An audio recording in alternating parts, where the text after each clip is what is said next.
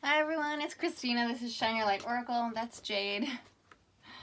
So we're doing your daily Oracle reading, and when they called me to use the Oracle Mystical Moments, I thought, wow, it's gonna be interesting. Should be interesting. So this is Shine Your Light Oracle channel version 20.20 because last week the previous version, which I had had since last spring, went down. But a lot of things went down last week, right? A lot of things came crashing down, a lot of sudden changes, a lot of deaths, so to speak, that we come back as phoenixes. And that's also been a call to come back as a phoenix, to start over, and actually to emerge having shed the inessential, what is no longer part of how you identify yourself, how you see yourself, because hopefully you're coming to a better sense of who you are, what you want out of life, your true soul. Your true soul's calling even. And so yeah, it is necessary.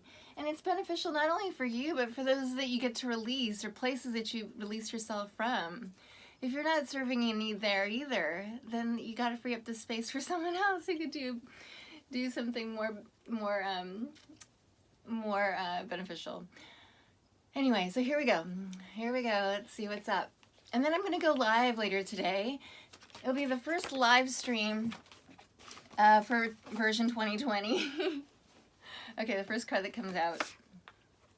Wow, Ava shows her face right off the bat. Okay, so she's the card of codependency, toxicity, could even represent a person. And I was talking about possibly moving away from things that are no longer in alignment with how you identify yourself, because we have the new moon in Aquarius coming up this Friday, and Aquarius is all about identity. And almost like I had this image today of like total like Sid Vicious punk rock, like the Aquarian. I think I have some Aquarius in my chart somewhere, but Aquarius is like my punk rock soul. Like, in spite of how I might be on the outside, I do want to express my unique and individuated self, sort of like snubbing your nose at convention, at society. And that's kind of like what is happening with this new moon in Aquarius for all of us. And that's what she represents. She represents these structures actually for us right now. These conventions, whatever we'd conform to, that we're opening our eyes to realize, wow, it doesn't suit me anymore. And it doesn't have to be a person. It could be a way of thinking about yourself, for that matter. It could be as like intimate and as immediate as that mirror. Okay, please, what's next? What's next for our friends? Thank you for finding me. For those who were subscribers to the old channel and client friends who have rejoined me here on version 20.20. I'm so grateful for you. I love you so much. What's going on? Please, what else? And yeah, I do these live stream readings if you're new to my work, where I offer them for free, and they're fun. And we find that there's a lot of shared energy in the room. So, whoa, what do you want? No, not this. So there's a lot of overlapping themes, but a lot of revelations, and I learn a lot too from those readings. It's amazing. And it's fun to feel your energy, amazing to engage with you in that way. Anything else? Okay, here we go. Yep. Yeah, I can't even. New direction. Because this balloon is not a real balloon, as it turns out. It worked. It was functional as a balloon. Possibly as your identity, as your means of getting by in life or with this group. But then you're like, okay, this is kind of shaky. It's not me. I'm taking whatever will, these are actually naturally blowing this person, naturally blowing these other seeds in the other direction. Because this person doesn't even have any control. It didn't even necessarily say, I take you.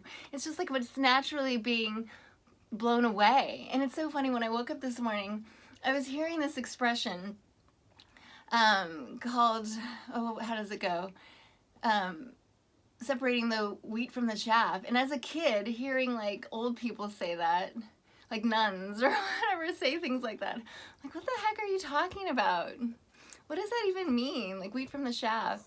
But they wanted me to say this to you because I'm like now one of those old heads that used to say it to me when I was a kid. But it's like a natural process, and if we need to get to what's useful, we have to sort of peel away, pare away what's not functional, what's not serviceable, what's not edible, not nourishing, etc. Wow, and have hope.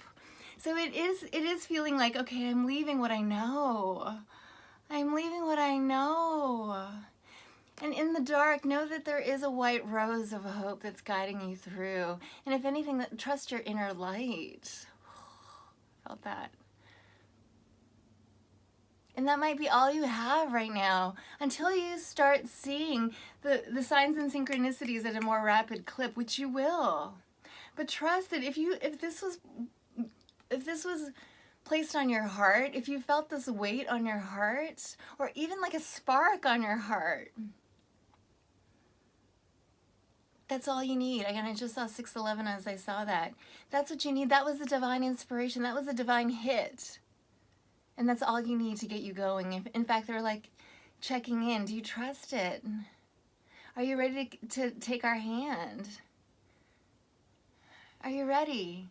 Are you ready to try a different way? Not relying on your human mind, your ego-based mind, your society sort of like construct. Or are you ready to connect with your divine self, through which your spirit guides and the divine are talking to you? Are you ready?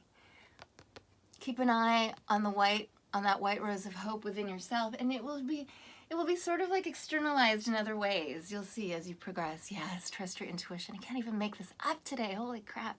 This is awesome. 22, you'll see 22s if we're talking about signs and synchronicities. You'll see 22, 222, 22, 22. Sort of use that as your favorite number for things. Yeah. Trust your intuition. Like this bird who's instinctual and always knows somehow that you'll be provided for.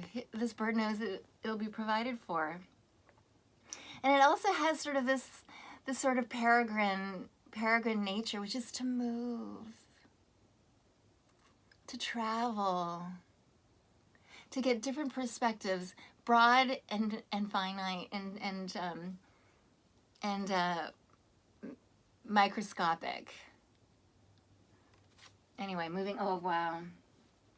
And acting out of your true nature. This is your true nature, weaving flowers.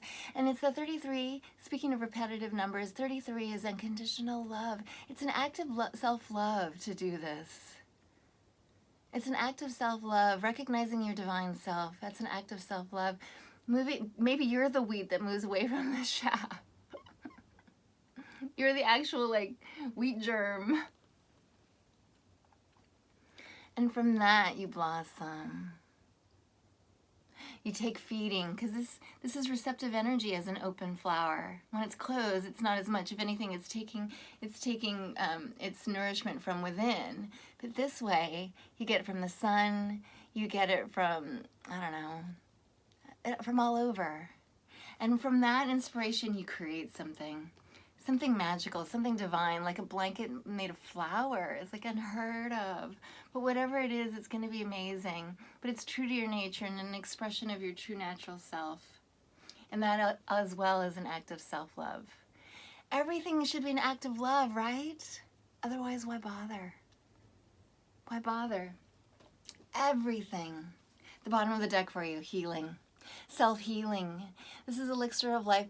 As you can see, she's a poppy, and this is probably your current energy as you're navigating your way. Actually, before you blow away. But look how these two are related. In fact, this is the personification of that poppy in a sense. The poppy is the source for opium, which is intoxifying. But within the root of that word intoxicate or intoxifying is toxic. It's not a natural element to your true nature. So this is also a place of self-healing and self-reflection as you look at that place of pain, because that toxicity actually is a source of pain, even though we are dependent on it, codependent on that familiarity. We look at it, that we may heal it, because look at that sickly look on her face. Wow, elixir of life. Yeah, this is a place of self-healing, my friend. Do the work. It's going to be amazing. It's really, truly going to be amazing. This is the healed version of you. Look at this, like, oh, dingy, doesn't fit well, like this weird gauzy, cheap, I don't know, it's like this, what is that material? I don't know, it just looks cheap. But this, it's made of orchids. Can you imagine what that would cost? An amaryllis. Ooh, I'm picking up wintry vibes here. Absolutely. Do it now. The time is now. This is that act of self-love and creating anything out of your own true heart. Do everything out of love, nothing less. That's an act of self-love, and that's an act of love for your creator and those around you, those you love. It's also a source of inspiration for those around you as well.